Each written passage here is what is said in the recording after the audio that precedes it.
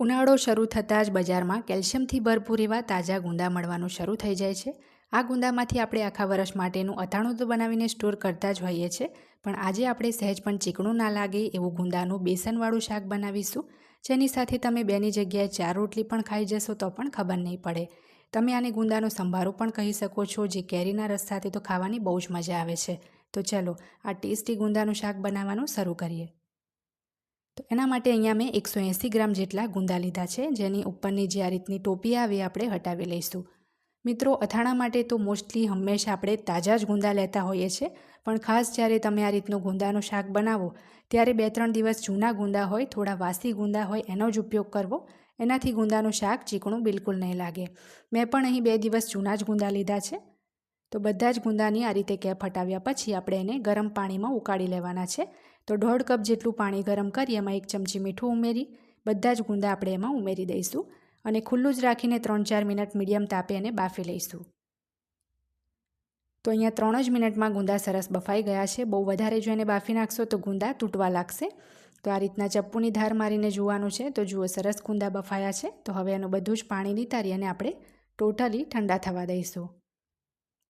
ત્યાં સુધીમાં એક પેનમાં આપણે બેસન શેકી લેવાનો છે. તો અહીંયા 4 મોટી ચમચી એટલે કે 4 ટેબલસ્પૂન જેટલો એમાં હું બેસન લઉં છું અને આ બેસનને આપણે હવે ધીમા તાપે 5 થી 6 મિનિટ સતત હલાવતા રહીને શેકી લેવાનો છે. બેસન શેકાશે એટલે ઓટોમેટિક એમાંથી સરસ સુગંધ આવવા જ લાગશે, એટલે આપણને ખબર પડી જ જશે કે બેસન શેકાઈ ગયો છે. તો 5-1 મિનિટમાં જ લોટમાંથી સરસ સુગંધ આવવા લાગી છે. થોડો એવો એનો કલર પણ બદલાયો છે. તો હવે આપણે ગેસ બંધ કરી દઈએ અને એની અંદર 1 ચમચી આપણે સફેદ તલ ઉમેરીશું અને બંધ ગેસમાં જ થોડી સેકન્ડ આપણે એને શેકી લઈશું. બેસન ગરમ છે એટલે તલ આપણા શેકાઈ જશે, જેથી તલ પણ ક્રિસ્પી થઈ જાય. તો શેકાઈ જાય પછી આપણે બેસનને એક ડીશમાં બહાર કાઢી એને પણ ઠંડો થવા દઈશું. ગુંદા સરસ ઠંડા થઈ જાય પછી આપણે એના ઠળિયા કાઢી લેવાના છે. તો આ રીતે થોડું ગુંદાને પ્રેસ કરશું એટલે ઇઝીલી ગુંદું ફાટી જશે. ત્યાર પછી ચપ્પુની ધારમાં થોડું મીઠું લઈને આપણે એનો બીઓ કાઢી લેવાનો છે આ રીતે. હવે બીઓ કાઢ્યા પછી પણ ગુંદામાં ઘણી ચીકાશ રહેલી હશે, તો એ ચીકાશને દૂર કરવા આંગળી થોડી મીઠુંવાળી કરીને આપણે બધી જ ચીકાશ આ રીતના કાઢી લઈશું. બધા જ ગુંદાને આપણે આ જ રીતે તૈયાર કરી લેવાના છે.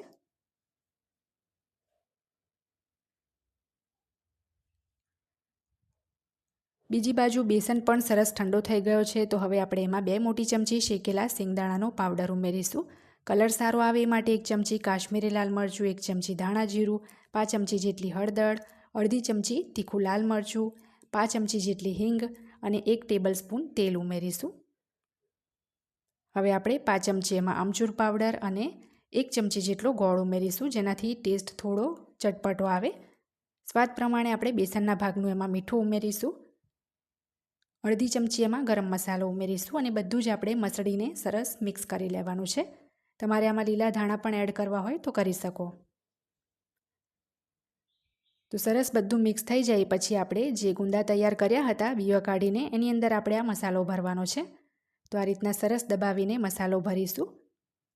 ગુંદા બહુ વધારે બાફશો તો આ રીતે મસાલો ભરતા ટાઈમ એ તૂટી જશે, એટલે ઓવરકુક ના થઈ જાય એનું ધ્યાન રાખવું. તો બધા જ ગુંદા આ રીતે મસાલો ભરીને તૈયાર કરી લેવાના છે અને 1-2 ચમચી મસાલો વધે તો એને આપણે યુઝ કરી લઈશું. હવે વઘાર માટે એક પેનમાં આપણે 3 ટેબલસ્પૂન જેટલું તેલ લેવાનું છે. તેલ થોડું આગળ પડતું રાખીશું. તેલ ગરમ થઈ જાય એટલે એમાં અડધી ચમચી રાઈ, અડધી ચમચી જીરું અને 5 ચમચી જેટલી હિંગ ઉમેરીશું. હવે એમાં ભરેલા બધા જ ગુંદા ઉમેરી સરસ એને આપણે મિક્સ કરી લઈશું, જેથી તેલનું કોટિંગ આખા ગુંદા પર આવી જાય અને ગુંદા બધી જ બાજુથી સરખા ચડી જાય. હવે ઢાંકીને 2 મિનિટ ધીમા તાપે એને ચડવા દઈશું.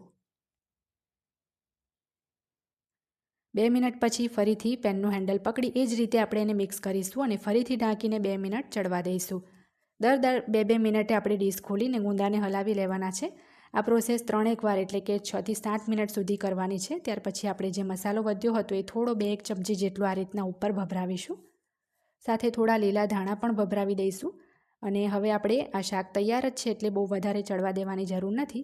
બસ ઢાંકીને 1 મિનિટ એને ચડવા દઈશું.